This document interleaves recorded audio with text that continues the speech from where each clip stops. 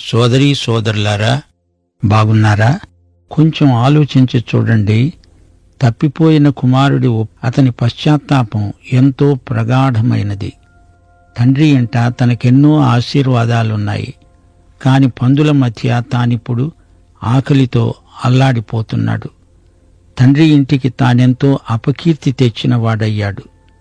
2 కొరింథీ 7:10 దైవ చిత్తానుసారమైన దుఃఖము రక్షణార్థమైన మారుమనస్సును కలుగచేస్తుంది.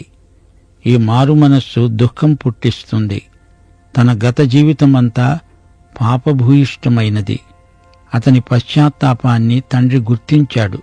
అతన్ని క్షమించి చేర్చుకున్నాడు. మరో మాట, తల్లిదండ్రులు తమ పిల్లలను క్రమశిక్షణలో పెట్టడానికి దేవుడు అధికారమిచ్చాడు. ఈ విషయంలో తల్లిదండ్రులు తప్పిపోతే పిల్లల పతనానికి వారే నైతిక బాధ్యత వహించాల్సి ఉంటుంది. తల్లిదండ్రులు పిల్లలను కనడమే కాదు, వారిని దేవుని మహిమార్థమై పెంచాలి. ఈ విషయమై వారు దేవునికి లెక్క అప్పగించాలి. ప్రభువు యొక్క శిక్షణలో, బోధలో వారిని పెంచాలి.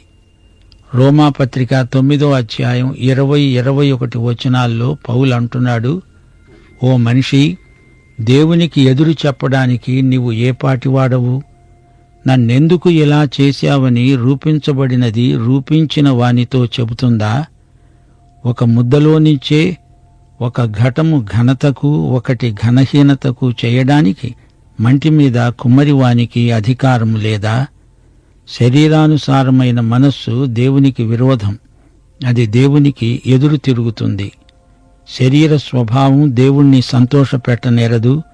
దేవుని బిడ్డలైన వారు తమ నూతన జన్మానుభూతిని బట్టి దేవుణ్ణి సంతోషపెడతారు. దేవుని పిల్లలు ఆనందమయులు. మరణం పాపమనే ఉద్యోగానికి జీతం.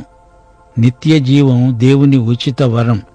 క్రీస్తును బట్టి, ఆయన యందు మన విశ్వాసాన్ని బట్టి మనకు సంక్రమించే వరమే నిత్య జీవం. దేవుణ్ణి ఎరగని వారికి నరకం భయానకం. అక్కడ వారి అగ్ని ఆరదు, పురుగు చావదు. ఎఫెసీ పత్రిక 5:3 అంటోంది, మీలో జారత్వమే గాని, ఏ విధమైన అపవిత్రతే గాని, లోభిత్వమే గాని వీటి పేరైనా ఎత్తకూడదు. ఇదే పరిశుద్ధులకు తగినది. వ్యభిచారి అయినా, అపవిత్రుడైనా, విగ్రహారాధికుడైనా, లోభి అయినా క్రీస్తు యొక్క దేవుని రాజ్యమునకు హక్కుదారుడు కాడు. 5 ఈ రోజుల్లో పాపం మానవ సహజమైన మామూలు బలహీనతగా చలామణి అవుతోంది. పాపాన్ని ఎవ్వరూ అసహించుకోవటం లేదు. పాపానికి విశేష ప్రచారం లభిస్తోంది. పాపం చేసిన వాడు సిగ్గుపడటం లేదు. పైగా తన పదవిని బట్టి ప్రజలలో సన్మానించబడుతూనే ఉన్నాడు. ఒక చెంప పాపం చేస్తూనే ధర్మపన్నాలు వల్లించే వారి సంఖ్య రాను రాను ఎక్కువైపోతోంది. పాపాన్ని రక్తం కారేటంతగా ఎదిరించాలని వాక్యం హెచ్చరిస్తోంది.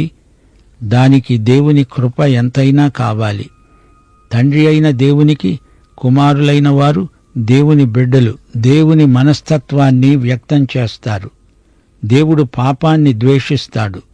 పాపం ఎంత పాడుదో, అది ఎంత నీచమో, దేవుని దృష్టిలో అది ఎంత పాపభూయిష్టమో ఎరుగుదురు గనుక ఈ విషయంలో దేవునితో ఏకీభవిస్తారు.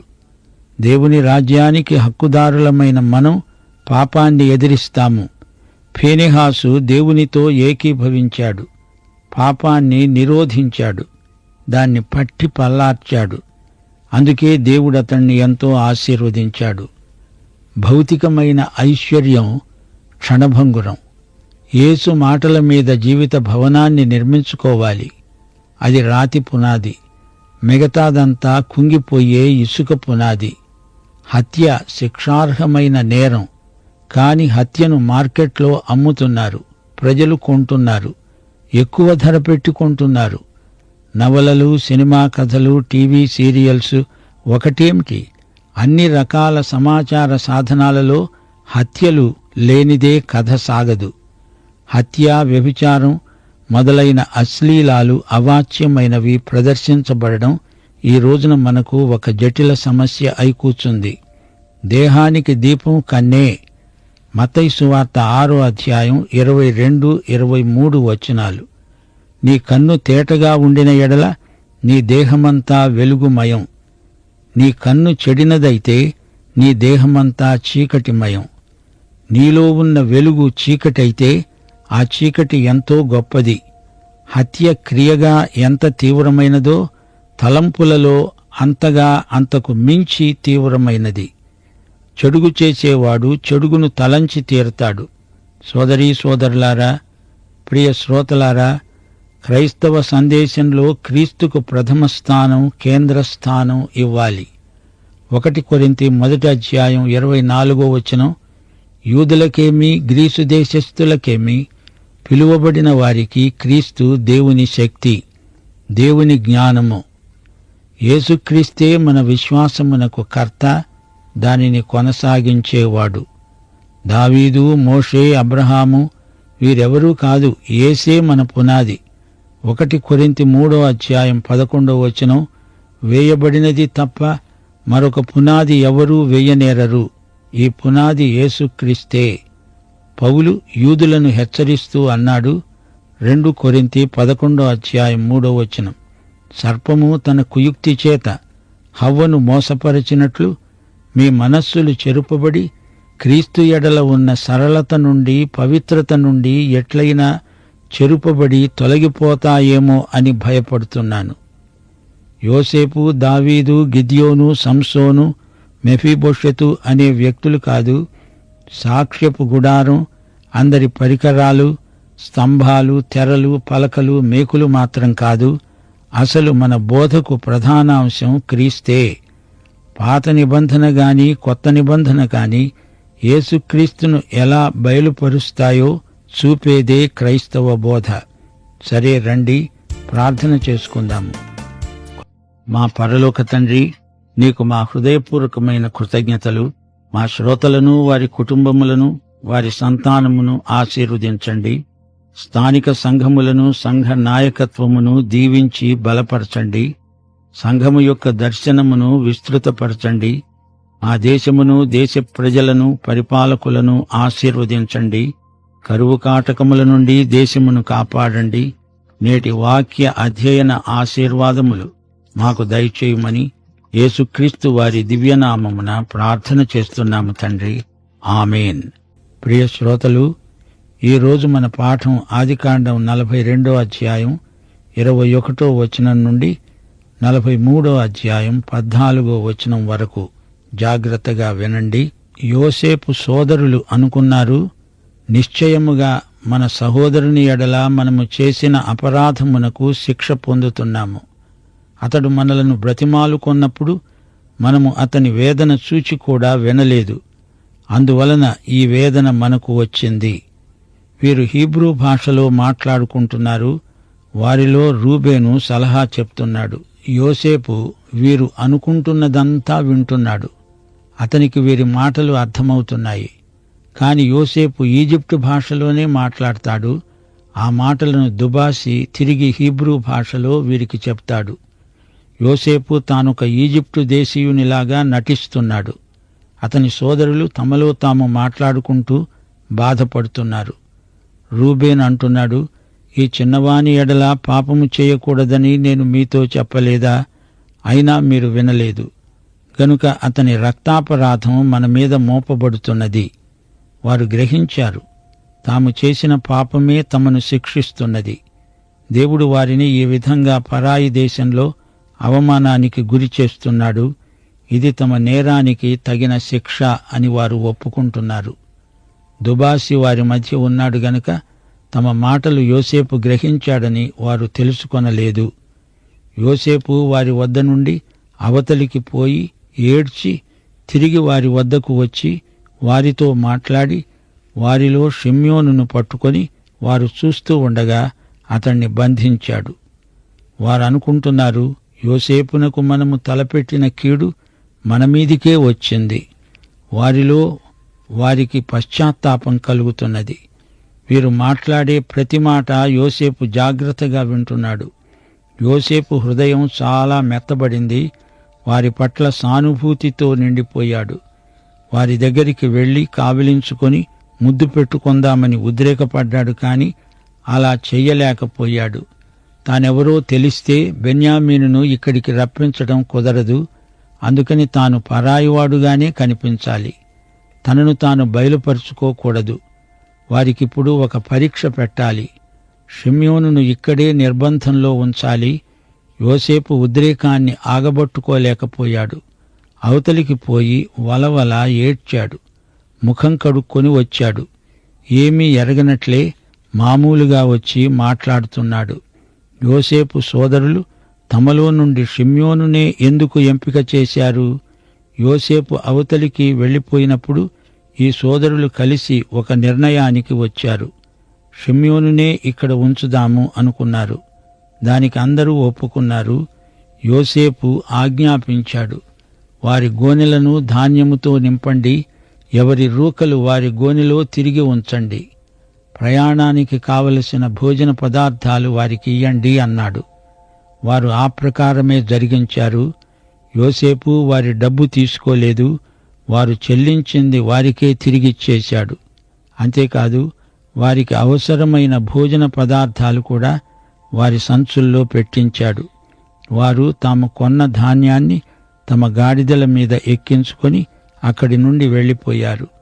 అయితే వారు దిగిన చోట వారిలో ఒకడు తన గాడిదకు మేత పెడదామని తన గోనె విప్పాడు. అందులో అతని రూకలు కనపడ్డాయి. అవి అతని గోనె సంచి మూతిలో ఉన్నాయి. అప్పుడు అతడన్నాడు, సహోదరులారా, నా రూకలు తిరిగి ఇచ్చివేశారు. ఇవిగో నా గోనె సంచిలో నా రూకలున్నాయి.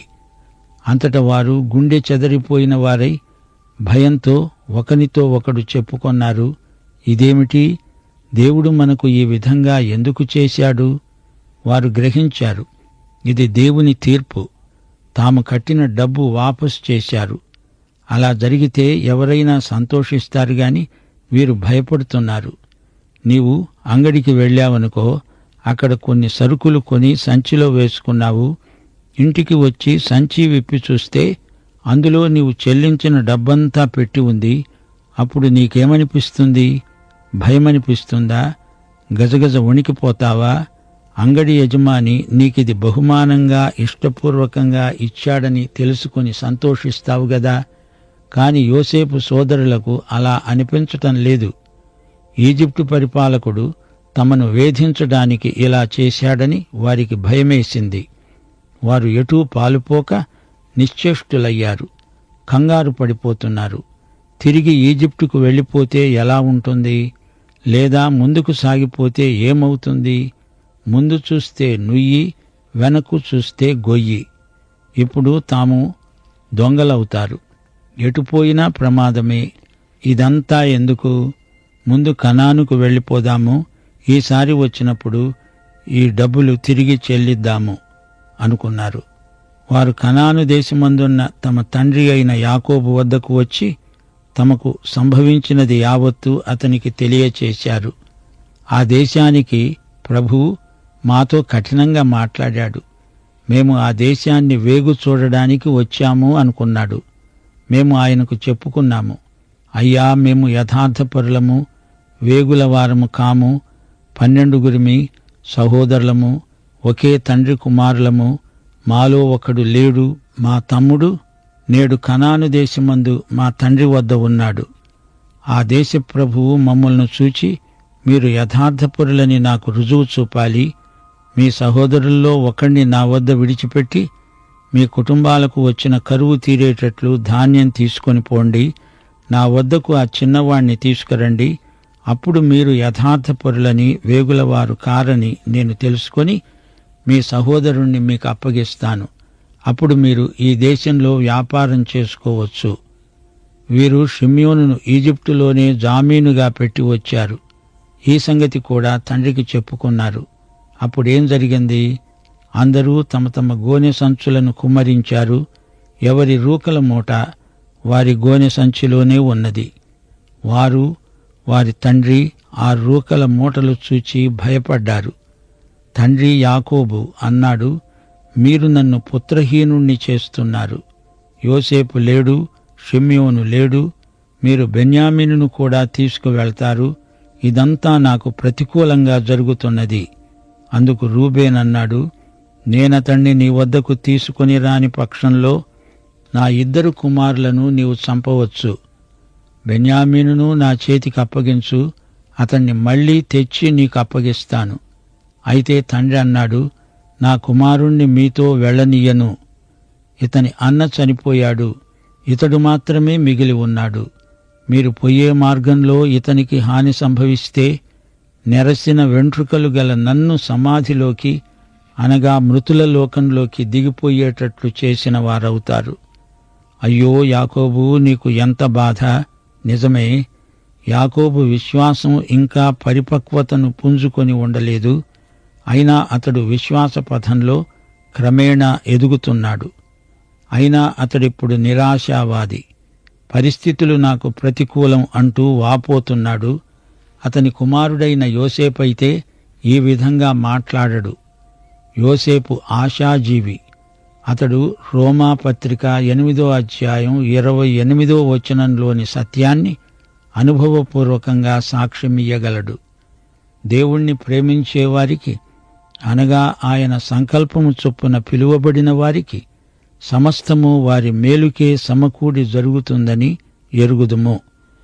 యాకోబు తన జీవితంలోని అవసాన కాలాన్ని గురించి బెంబేలు పడిపోతున్నాడు, ఏడుస్తున్నాడు. ఫిలిప్పీ పత్రిక 1వ అధ్యాయం 6వ వచనం అనుభవంలోకి ఇంకా యాకోబు రాలేదు. నాలో ఈ సత్క్రియను ఆరంభించినవాడు యేసుక్రీస్తు దినము వరకు దానిని కొనసాగిస్తాడని రూఢిగా నమ్ముతున్నాను అని యాకోబు చెప్పగలడా? చెప్పలేడు. ఈ మాట యోసేపు చెప్పగలడు. అతనికి విశ్వాస నిరీక్షణలు రెండూ ఉన్నాయి. యాకోబు జీవితం బెన్యామీనుతో ముడిపెట్టబడింది. యాకోబు ప్రియభార్య అయిన రాహేలు కన్న కొడుకు యోసేపు. యోసేపు ఇప్పుడు లేడు అనుకుంటున్నాడు. దాన్ని బట్టి యాకోబు గుండె చెదరింది.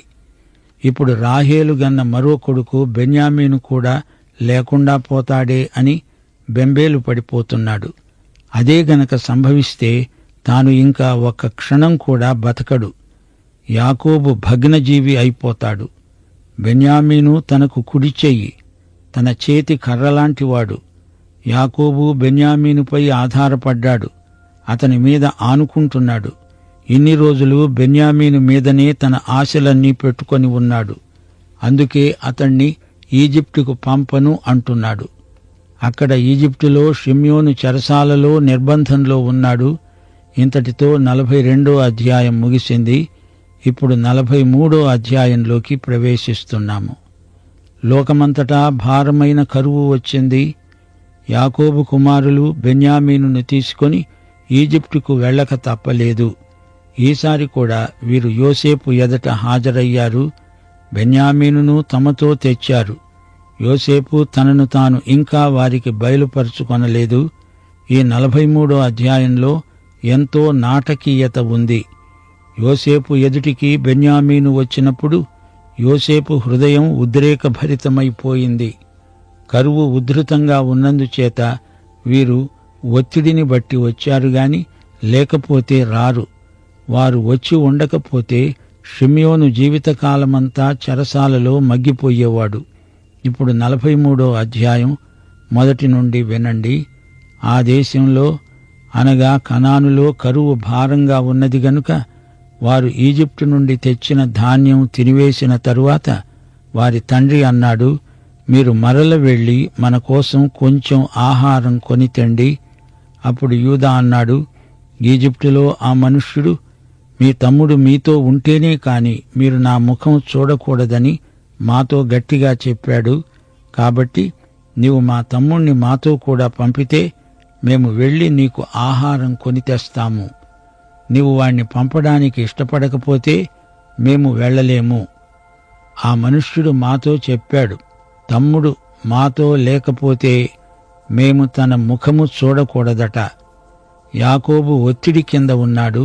ఆహారధాన్యం లేకపోతే తాము బ్రతకడమే కష్టం.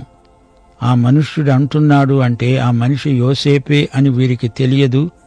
బెన్యామీను లేకుండా వీరు ఈజిప్టుకు వెళ్లడం జరగదు. వెళ్ళినా ప్రయోజనం లేదు. అతడు మమ్ములను చూడడు, పలకరించడు. ఇశ్రాయేలు అనే యాకోబు అన్నాడు, మీకు ఇంకొక సహోదరుడున్నాడని మీరు ఆ మనుష్యులతో చెప్పి నాకు ఇంత శ్రమ తెచ్చిపెట్టారు. ఎందుకిలా చేశారు? వారన్నారు, ఆ మనుష్యుడు మమ్మను గురించి, మా బంధువులను గురించి ఖండితంగా అడిగాడు. మీ తండ్రి సజీవుడై ఉన్నాడా, మీకు సహోదరుడున్నాడా అని అడిగినప్పుడు ఆ ప్రశ్నలకు తగినట్లు అతనికి వాస్తవం తెలియచెప్పాము. మీ సహోదరుణ్ణి తీసుకురండి అని అతడు చెప్తాడని మాకెలా తెలుస్తుంది? యాకోబు కుమారులు చెప్పిన మాటలు సహేతుకంగానే ఉన్నాయి. ఈజిప్టు అధికారికి ఈ వాస్తవం చెప్పక తప్పలేదు. అతడు గుచ్చిగుచ్చి అడిగాడు. వాస్తవం చెప్పేదాకా అతడు మమ్మలను వదల్లేదు అంటున్నారు. అప్పుడు యూదా బెన్యామీనుకు తాను పూచీ తీసుకుంటానంటున్నాడు. సోదరీ సోదరులారా, మనకు యేసుక్రీస్తు పూటపడిన విమోచకుడు, పూటకాపు. ఈయన యూదాగోత్రము నుండే వచ్చాడు. ఆయన నా కాపరి, నాకు బదులు ప్రత్యామ్నాయంగా శిలువ మీద ప్రాణం పెట్టాడు. నేను ఆయన ప్రమాణాన్ని అందుకోలేను, కాని ఆయనే క్రిందికి దిగివచ్చి నాకు బదులు నా స్థానంలో నిలిచి నా కోసం బలి అయిపోయాడు. యేసుక్రీస్తే మన కోసం వధించబడిన దేవుని గొర్రెపిల్ల. యూదా అన్నాడు, ఆ చిన్నవాణ్ణి నాతో కూడా పంపు, మేము లేచి వెళుతాము. మేమే కాదు, నీవు మా పిల్లలు బ్రతుకుతాము, లేకపోతే చస్తాము. నేను బెన్యామీనును గురించి పూటపడతాను. నీవు అతణ్ణి గురించి నన్నడగాలి. నేను అతణ్ణి తిరిగి నీ వద్దకు తీసుకువచ్చి నీ ఎదట నిలవబెడతాను. లేకపోతే ఆ నింద నా మీద ఎల్లప్పుడూ ఉంటుంది. మాకు ఇంత తడవు కాకపోయి ఉంటే ఈ పాటికి రెండోసారి తిరిగి వచ్చి ఉండేవారిమే. యూదా పలికిన ఈ మాట ప్రవచనమై మన పట్ల క్రీస్తునందు నెరవేరింది. సోదరీ సోదరులారా, పాత నిబంధనలో అడుగడుగునా క్రీస్తుకు ముందు గుర్తులు ఎన్నో కనపడుతున్నాయి. అందుకే మేము పునరుద్ఘాటించి చెబుతున్నాము, బైబిలు యేసు పుస్తకం. ఇందులో అడుగడుగునా యేసే కనిపిస్తాడు. ఆయన లేకపోతే ఇది కూడా అన్ని పుస్తకాలలాగే ఒక మామూలు పుస్తకమై ఉండేది. అన్ని మత గ్రంథాలకు బైబిలుకు ఉన్న వ్యత్యాసం ఇదే. బైబిలు మత గ్రంథం కాదు, యేసు గ్రంథం. అప్పుడు తండ్రి అయిన ఇశ్రాయేలు అనగా యాకోబు వారితో అన్నాడు, సరే, మీరు ఇలా చేయండి. ఈ దేశమందు ప్రసిద్ధములైనవి అనగా కొంచెం మస్తకి, కొంచెం తేనె, సుగంధ ద్రవ్యాలు, బోళం, పిస్తాచకాయలు, బాదంకాయలు మీ గోనె సంచుల్లో వేసుకొని ఆ మనుష్యునికి కానుకగా తీసుకొని వెళ్ళండి. గమనించారా? వీరికి కావలసింది ఆహార ధాన్యం, కాని వీరికి తేనె, సుగంధ ద్రవ్యాలు ఉన్నాయి. ఈజిప్టు ప్రభువుకు ఇవన్నీ కానుకగా తీసుకుపోండి అంటున్నాడు. ఈ కానుకలను బట్టి అతనికి మీ పట్ల దయ కలగవచ్చు. ఇది యాకోబు ఆలోచన. రెట్టింపు రూకలు మీరు తీసుకోండి. మీ గోనెల మూతిలో ఉంచబడి తిరిగి వచ్చిన రూకలు కూడా చేత పట్టుకపోయి మళ్లీ ఇచ్చివేయండి. ఒకవేళ అది పొరపాటు అయి ఉంటుంది. మీ తమ్ముణ్ణి తీసుకుని లేచి ఆ మనుష్యుని దగ్గరికి తిరిగి వెళ్ళండి. ఆ మనుష్యుడు మీ ఇతర సహోదరుణ్ణి బెన్యామీనును మీకు అప్పగించేటట్లు సర్వశక్తుడైన దేవుడు ఆ మనుష్యుని ఎదుట మిమ్మును కరుణించునుగాక. నేను పుత్రహీనుణ్ణై ఉండవలసి ఉంటే అలాగే జరుగునుగాక. ఈ విధంగా యాకోబు బెన్యామీనును అతని అన్నలతో ఈజిప్టుకు పంపించాడు. ఇప్పుడు మనం ఆదికాండం 43వ అధ్యాయం 14వ వచనం వరకు వచ్చాము. ఆ తరువాత ఏం జరిగిందో వచ్చే సందేశంలో వినండి. మన ప్రభువైన యేసుక్రీస్తు వారి కృప, తండ్రి అయిన దేవుని ప్రేమ, పరిశుద్ధాత్మ యొక్క అన్యోన్య సహవాసము నిత్యత్వము పర్యంతము మనకందరికి తోడై ఉండునుగాక. ఆమేన్.